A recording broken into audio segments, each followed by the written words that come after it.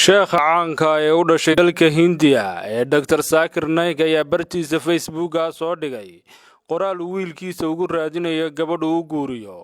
qoraalka sheekha ayaa waxa la socda waraaqo ay ku qoran yihiin macluumaadka wiilkiisa iyo shuruudaha laga rabo gabadha uu la doonayo. waxaan xaas u raadinayaa wiilkayga Fariiq. waxaan u rabaa gabadh muslimad ah oo dhaqan suuban leh, akhlaaq wanaagsanna leh, si ay wiilkayga iyo xaaskiisu noqdaan laba qof oo midba midka kale wanaagga u sheego.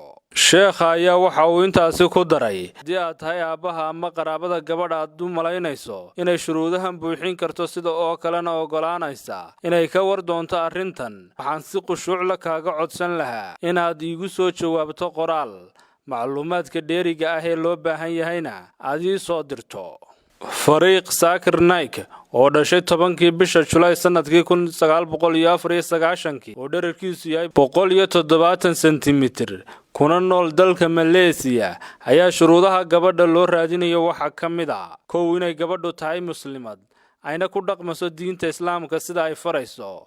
2 inay sunnada ku dadaalayso inta karaankeega ah. 3 in luqadda Ingiriisiga iyo Carabiga ay taqaano. 4 inay ninkeega ku dhiirigelin karto dadaalka iyo dacwadda diinta Islaamka, inay xaafidul Qur'aan tahay.